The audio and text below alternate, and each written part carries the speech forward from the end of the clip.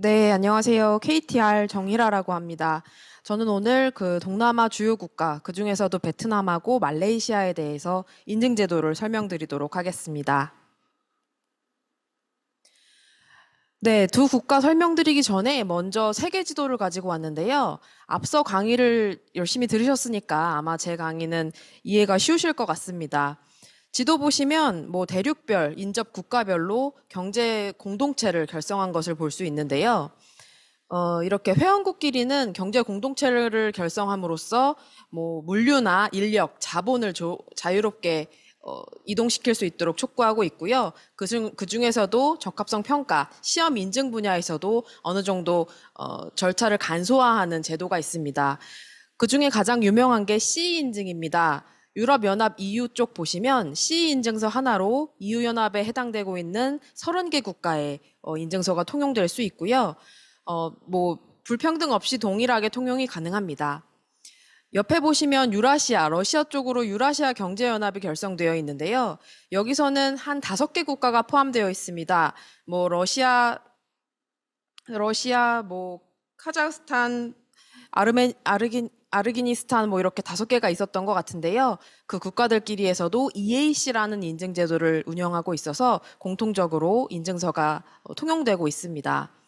밑에 보시면 중동 지역에도 GCC라고 하는 걸프 협력 회의를 만들어 놨는데요. 여기서도 이제 이론상으로는 유럽 C처럼 공통된 단일화된 인증 제도를 운영하자라고 해서 GSO 인증 제도를 만들어 놨는데 사실 현실적으로는 GSO 인증서 하나 가지고 통용은 안 되고 실제 수출하시려는 국가, 뭐 사우디나 아랍 이런 쪽이 있을 텐데요. 그 해당 국가의 인증까지 두 가지를 모두 다 취득을 하셔야만 수출이 가능하겠습니다. 지금까지 말씀드린 세 개 그룹은 그래도 그나마 공통된 인증 제도를 만들어 놨다 이렇게 보고 있는데요.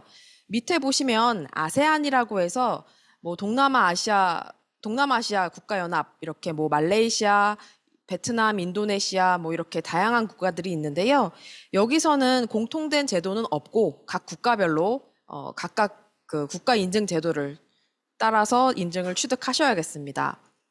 북미 대륙으로 넘어가면 나프타라고 해서 미국, 캐나다, 멕시코가 묶여 있습니다. 근데 여기서도 공통 인증 제도는 없고요. 멕시코는 별도로 하셔야 되고 다행인 건 미국과 캐나다는 좀 엮을 수 있습니다. 그래서 앞서 강의 들으셨던 미국은 뭐 NRTL, UL이나 아니면 FCC 인증 강의 들으셨을 텐데 그런 인증들은 캐나다랑 좀 엮어서 같이 진행하시는 게 좋을 것 같아요. 그래서 뭐 UL 인증을 진행한다라고 했을 때는 미국과 캐나다를 동시에 커버할 수 있는 인증으로 신청을 해서 취득을 해놓으시면 좋고요. 미국 FCC 진행하실 때도 캐나다 전자파가 IC 인증이라고 있거든요. 그래서 FCC와 IC를 동시에 진행하시면 공통되는 시험 항목이 많기 때문에 비용도 절감되고 동시에 두 가지 인증을 다 획득하실 수 있겠습니다. 남미 대륙으로 넘어가면 메르코스루나 안데스 공동체가 있습니다. 근데 여기서도 공통적으로 운영하는 제도는 없고요. 각자 자기네 국가 인증을 취득을 하셔야겠습니다. 네, 다음 페이지는 일단 우리가 모두 전기전자 제품을 이렇게 만드시는 기업이시니까 전기전자 제품을 국내든 해외든 인증을 받기 위해서 필요한 절차를 안내 드리려고 합니다. 보시면 여기 써놓은 이 화살표 표시해 놓은 것이 이제 FM이에요. 그래서 신청을 하시게 되면 공장 심사가 이루어지고요. 심사원이 현장에서 샘플링한 시료를 가지고 제품 테스트를 합니다.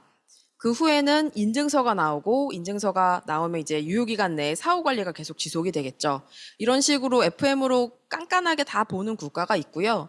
미국이나 유럽 같은 경우는 뭐 예를 들어 인증서 발행 절차가 없다던가 아니면 공장 심사 절차가 없다던가 이렇게 좀 완화된 국가도 있습니다. 그래서 맨 밑에 부분 보시면 COC, DOC라고 적어놨는데요. 쉽게 말하면 COC는 그 나라 국가에서 인증서가 나온다는 얘기고요. DOC는 그게 아니라 이제 제조사 자기적합 선언으로 인정이 된다는 얘기입니다. 그래서 뭐 유럽 C 같은 경우는 DOC가 될 거고요. 우리나라 KC 같은 경우는 COC로 구분이 됩니다.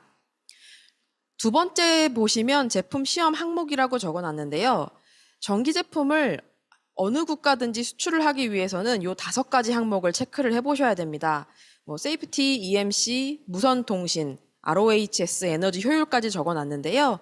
5가지가 우리 제품에 다 해당이 되는지 여부를 확인하시고 만약에 다 해당이 된다라고 하면 무조건 인증을 취득하셔야만 수출이 가능하겠습니다. 다음은 국내 인증과 비교입니다. 아마 전기전자 제품 하셨던 분들은 국내 KC 인증 받아보신 경험이 많을 거기 때문에 이렇게 좀 가지고 왔고요. 우리나라만 하더라도 KC 인증서 나오는데 3가지 절차가 있습니다. 그러니까 절차라기보다는 스킴이라고 하는 게 맞을 것 같은데요. 첫 번째 보시면 안전 인증입니다. 안전 인증은 제품 시험이랑 공장 심사 2가지가 다 진행이 되고 마지막으로 KC 인증서가 발행됩니다. 이 경우에는 공장 심사가 있기 때문에 정기적으로 사후 관리가 지속적으로 이루어질 거고요. 안전 확인으로 좀 완화가 된다면 공장 심사가 제외됩니다. 그렇기 때문에 제품 테스트만 해서 KC 인증서가 발행되는 절차고요. 완벽하게 이제 규제를 풀어줬다 하는 경우에는 공급자라고 표현을 하는데 공급자 적합성 절차에서는 기업 스스로 제품을 테스트하는 것도 인정이 되고요. 테스트한 결과를 기준으로 제품안전협회에 제품을 등록해서 신고를 하시면 되겠습니다. 그래서 보통은 뭐 아주 위험한 제품이라던가 아니면 너무나도 신제품이라던가 그래서 아직 시장 상황이 안정화되지 않은 품목에 대해서는 안전 인증으로 해서 정부에서 강력하게 규제를 하고 있고 어느 정도 그 제품을 생산하는 업체들의 기술력이 올라와서 시장이 안정화됐다라고 하는 경우에는 조금 규제를 풀어줘서 안전 확인으로 넘어갑니다. 이렇게 점차 안전 인증에서 공급자로 풀어주는 형태로 진행이 되고 있고 최근에도 많은 품목들이 공급자 적합성으로 풀렸습니다. 그래서 이 그래프를 가지고 왔는데요. X축에서 보시면 X축 오른쪽으로 갈수록 규제가 풀어진다 이런 의미예요. 그래서 보시면 우리나라 특히 또 유럽이나 미국 같은 경우는 제품 출시 후 사후적 규제를 하는 국가가 더 많습니다. 그래서 유럽 CE 같은 경우도 어디서 인증기관에서 인증서가 나온다기보다는 제조자 자기적합선언으로 DOC를 작성하시잖아요. 물론 이제 전기 제품에 대해서요. 그렇게 그 출시 후 사후 규제가 강화되어 있는 반면에 오늘 말씀드린 동남아 국가들은 출시 전 아직까지 개도국이기 때문에 이제 막 규제를 만들어낸 국가들이 많고요. 그러다 보니까 제품 출시하기 전에 국가 차원에서 강제적으로 규제하는 경우가 많습니다. 그래서 무조건 인증을 획득해야만 수출이 가능하다 이렇게 보시면 되겠습니다. 네, 요건 한번 쭉 읽어보시면 되고요. 앞에 말씀드렸던 것처럼 안전, 전자파, 무선통신, 에너지 효율, 그리고 ROHS까지 신경을 쓰셔야 되는데 각 국가별로 이렇게 규제하고 있는 인증 제도가 다 상이하다 보니까 우리 제품에 맞는 것을 골라서 적용을 하셔야겠습니다. 네, 이제 베트남 인증 제도 설명드리겠습니다. 베트남의 KC 인증 제도가 CR 인증입니다. 그래서 베트남 CR 인증이다라고 하면 이제 전기 제품에 대한 인증이라고 보시면 되고요. 규제 기관은 스타맥이라고 하는 우리나라로 따지면 국가기술표준원입니다. 그래서 스타맥 산하에 쿼서트라고 하는 기관에서 시험 인증을 진행하고 있고요. 우리나라도 KC 인증 기관이 여러 개잖아요. 그것처럼 베트남에서도 쿼서트 하나만 있는 건 아니고 뭐 쿼테스트 1, 2, 3 다양한 기관들이 있습니다. 그래서 선호하시는 기관을 선택해서 진행하실 수 있겠습니다.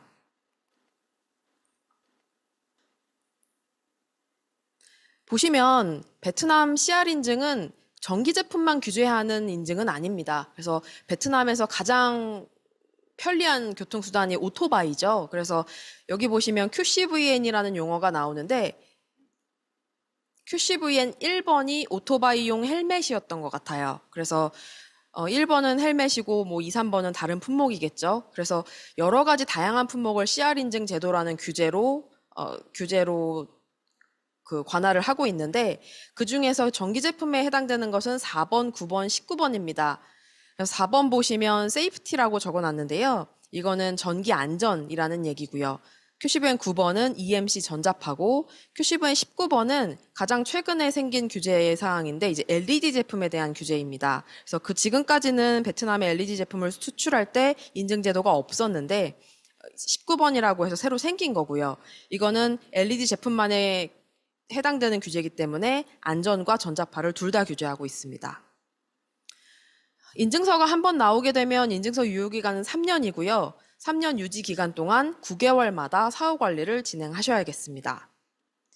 그리고 전격은 베트남의 전격은 220에 50Hz고요. 우리나라 같은 경우는 220에 60Hz예요. 그래서 이런 전격들이 참 중요한데 어떤 제품을 생산하실 때 뭐 100V에서 240V까지 이렇게 프리볼티지로 생산하실 수 있는 제품은 그 시험해야 되는 포인트를 맞춰서 테스트를 하시면 되고 그렇게 성적서를 만들어 놓으면 다양한 국가에 한 번의 성적서를 활용하실 수도 있겠습니다. 자세히 볼게요. QCBN 4번은 전기 안전이라고 말씀드렸는데요. 아직까지는 대상 품목이 그렇게 많진 않습니다. 우리나라 같은 경우는 뭐 벽전원 220V만 꽂으면 무조건 다 KC 인증 대상이라고 볼 수 있는데 베트남은 아직 그렇진 않고요. 이 표에 있는 품목이 전부입니다. 그래서 대부분의 경우는 뭐 가정용 제품이에요. 뭐 여기 보시면 주전자, 전기주전자, 밥솥, 선풍기, 다리미 이런 것들이고요. 이렇게 품목이 적긴 하지만 베트남에서는 아직까지 점차 품목을 확대해 나가고 있는 추세이기 때문에 우리 제품이 인증 대상인지 여부를 최신 버전으로 계속 확인을 하셔야겠습니다. 다시 돌아와서 QCVN 4번 보시면 4번을 진행하는 절차는 두 가지입니다. 스킴이 두 가지라고 볼 수 있는데 타입 4하고 타입 1B가 있습니다. 그래서 타입 1B는 로트 시험이에요. 그래서 뭐 예를 들어서 우리 제품이 50대, 100대 한 컨테이너에 실어서 한 번 수출하고 끝나는 경우, 그렇게 일회성 인증이 필요한 경우는 공장 심사를 면제받고 1B로 진행을 할 수 있고요. 그렇지 않고 우리는 이제 바이어하고 공식적으로 계약을 맺어서 지속적으로 수출을 해야겠다라고 하면 타입 4를 선택해서 공장 심사까지 받아서 인증서를 받으셔야겠습니다. 다음은 QCBN 9번입니다. 이 9번은 전자파 EMC에 대한 내용이고요.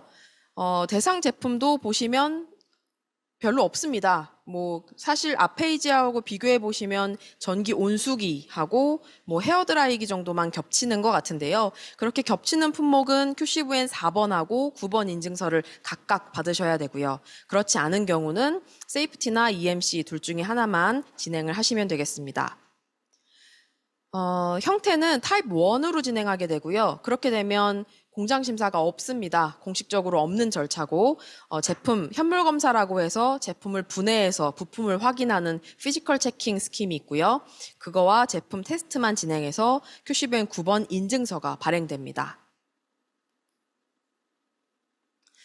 근데 이렇게 QCBN 4번, 9번이 따로따로 규제가 있고요.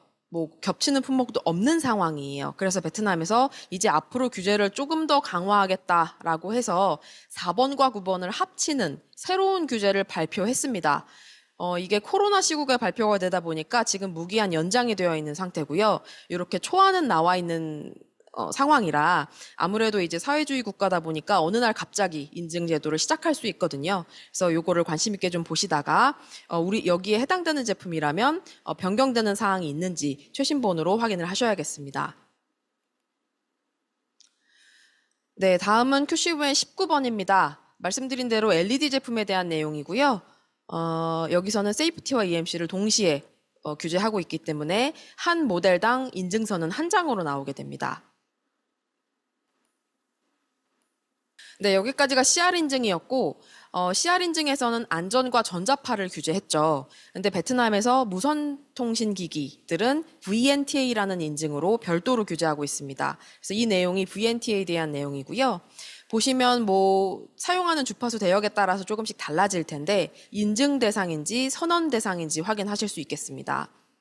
근데 웬만한 우리 이 포터블 기기들은 웬만하면 다 선언 대상으로 빠질 거예요. 체크를 해보시면 되고요. 네, 절차도 거의 비슷한데 인증 절차라고 하면 공식적으로 VNTA에서 인증서가 발행됩니다. 이 경우에는 당연히 인증 번호도 같이 나오겠죠. 그런 내용들을 마크 스티커 작업하실 때 마크 옆에다가 인증 번호도 같이 기재를 해주셔야 되고요. 그렇지 않은 경우 선언 절차다라고 했을 땐 여기 페이지 하단에 있는 대로 VNTA 마크가 이 CR 마크하고 동일하게 생겼거든요. 그래서 VNTA 마크 하시고 인증 기관명만 기재를 하시면 되겠습니다. 이게 이제 가장 최근에 만들어진 규제입니다. QCVN 132번이고요. 이거는 쉽게 말씀드리면 IEC 62368 규격을 적용하는 품목입니다. 보통 이제 오디오 비디오 기기나 IT 기기들이 여기에 해당될 거고요. 여기 자세히 보시면 오른쪽에 1번부터 9번까지 해서 HS 코드를 적어놨어요. 그래서 이 HS 코드에 해당되는 IT 기기들은 반드시 QCVN 132번에 따라서 VNTA 인증을 받으셔야만 되겠습니다. 네, 베트남의 마지막으로 이제 에너지 효율인데요. 에너지 효율은 또 용어가 다릅니다. 베트남의 에너지 효율 프로그램 해서 VNEEP라는 용어를 사용하고 있고요. 여기 있습니다. 그래서 VNEEP 인증은 대상 제품은 이렇게 정해져 있습니다. 보시면 백색 가전들 있네요. 냉장고 세탁기, 에어컨 이런 것들 있고요. 냉장고 세탁기, 에어컨은 앞 페이지 돌려보시면 QCVN 9번으로 해서 EMC 성적서만 인증서만 받으시면 되고요. 에너지 효율도 같이 진행하셔야 되는데 세탁기하고 에어컨은 가정용일 때만 대상입니다. 냉장고만 가정용이든 사무용이든 이렇게 나눠지는데 그 두 경우를 다 인증을 받으셔야겠습니다. 이 내용은 한번 쭉 읽어보시면 되는데 어쨌든 결론적으로 CR 인증은 국내에서 시험할 수 있는 기관들이 있습니다. 예를 들어 뭐 저희 KTR이나 이런 데서 이런 기관들을 통해서 해외로 시료를 보내지 않고 국내에서 테스트를 한 후에 베트남에서 인증서만 받는 절차가 가능한데 에너지 효율 같은 경우는 무조건 시료를 현지로 보내서 베트남에서 테스트를 하셔야겠습니다. 이거는 에너지 효율 라벨인데요. 우리나라도 에너지관리공단에서 규제하고 있는 사항 보시면 냉장고 벽면에 이런 데 보면 이제 1등급부터 5등급까지 표시가 있잖아요. 우리나라는 1등급일수록 에너지 효율이 높은 제품이다 이렇게 보고 있는데 베트남은 거꾸로 5등급일수록 에너지 효율이 높습니다. 그래서 오른쪽 그림을 보시면 이렇게 별표가 5개 있는데 게이지가 채워지고 있죠. 그래서 5단계까지 게이지가 풀로 채워지면 에너지 효율이 높다 이렇게 보고 있습니다. 네, 다음은 말레이시아입니다. 우리나라 인증은 KC고요. 베트남은 CR 인증이 있었고 말레이시아는 시림 인증이 있습니다. 특이한 점은 우리나라는 예를 들어 뭐 KTR, KTL, KTC 이런 기관들에서 KC 인증서를 발행하죠. 베트남의 같은 경우는 쿼서트, 쿼테스트 1, 2, 3 이런 기관에서 CR 인증서를 발행합니다. 근데 말레이시아는 인증기관이 한 군데예요. 그래서 시림에서 시림 인증서를 발행합니다. 보시면 되고 여기 나와 있는 게 시림 마크예요. 비커를 겹쳐놓은 것처럼 생겼는데요. 저런 표시가 보이면 말레이시아 인증이구나 이렇게 이해하시면 되겠습니다. 인증서 유효기간은 1년이에요. 제가 겪어본 모든 국가 중에 가장 짧은 것 같은데요. 인증서 한 장 받아봤자 유효기간이 1년이기 때문에 매년 갱신을 진행하셔야 됩니다. 그런데 보통 인증서 유효기간이 1년인 경우에는 사후관리가 없는 국가가 대부분이거든요. 그런데 특이하게도 말레이시아는 6개월마다 사후관리를 진행합니다. 굉장히 타이트하게 규제하고 있는 국가 중에 하나인 것 같고요. 그래서 처음에 인증서를 받고 나면 6개월 뒤에는 현지 창고 심사를 진행합니다. 이 얘기는 이제 시림 인증 심사원이 창고에 방문해서 뭐 배를 통해 들어온 물건이 몇 개나 들어왔는지 체크를 하고 그거에 맞춰서 유지되고 적합성 평가한 것들이 유지되고 있는지를 체크하는 내용이고 또 6개월 후에는 다시 갱신처럼 공장 심사원이 한국으로 들어와서 한국 공장을 심사하게 됩니다. 이런 식으로 6개월마다 관리가 들어간다는 거 보시면 되고요. 전격도 체크하시고 여기서 특이한 점은 라벨 스티커를 별도로 구매하셔야 된다는 점입니다. 네, 한번 쭉 읽어보시면 되고요. 스킴은 두 가지가 있습니다. 말레이시아에서 지속적으로 수출을 하겠다라고 하면 PC 라이센스라고 하는 시림 인증서를 획득하시면 되고요. 그렇지 않고 단타성으로 일회성 인증만 필요하다라고 하는 경우는 배치 테스트 스킴을 진행하시면 되겠습니다. 아마 일회성 인증보다는 시림 인증서를 받는 절차가 궁금하실 것 같아서 이 페이지만 좀 보겠습니다. 일단 말레이시아 인증 진행할 때 현지 수입자는 필수입니다. 이거는 뭐 베트남도 동일한데요. 웬만한 동남아 국가들은 현지에 수입자가 반드시 있어야 됩니다. 그래서 예를 들어 우리 회사가 현지에 법인이 있다. 그럼 법인 명의로 인증서를 받아서 여러 바이어에 판매하시면 되겠습니다. 최초 인증 시 시림 심사원이 공장 심사를 진행할 텐데 한국으로 들어옵니다. 그래서 그 대응을 해주셔야 되고요. 6개월마다 사후 관리가 진행됩니다. 이게 이제 말레이시아 시림 스티커입니다. 이런 스티커를 시림 기관에 가서 비용을 납부하고 구매해야 됩니다. 이걸 반드시 제품에 부착을 하셔야 되고요. 특이한 점은 여기 보시면 보통 우리가 라벨 스티커 작업할 때 들어가는 내용들이 없어요. 제품 모델명, 정격, 뭐 제조사명 이런 것들이 전혀 정보가 없거든요. 그래서 우리가 만드는 라벨은 라벨대로 만드시고 그걸 부착하고 옆에다가 추가적으로 이 스티커를 넣어 주셔야겠습니다.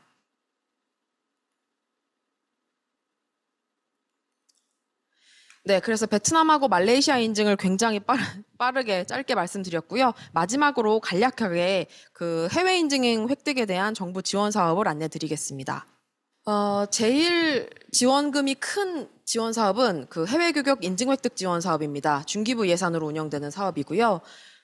매년 세 차례에 걸쳐서 기업을 모집하고 있고요. 지금 8월 말일까지 올해 예산 마지막 3차 모집 중입니다. 그 인증에는 패스트 트랙하고 일반 트랙이 있는데요. 웬만한 전기 제품들은 거의 다 패스트 트랙으로 묶여 있어요. 그래서 조금 더 제출하시는 서류도 간소화되어 있고 평가 단계도 간소화되어 있습니다.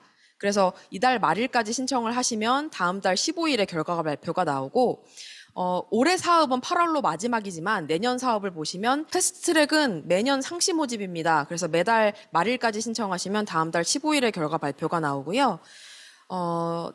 점수 채점하는 기준도 조금 완화되어 있고요. 60점 이상만 되면 통과하는 구조입니다. 근데 나머지 인증들은 일반 트랙으로 규제를 하고 있고 이거는 매년 2월, 5월, 8월에 1, 2, 3차로 세 차례에 걸쳐서 모집을 하고 있습니다.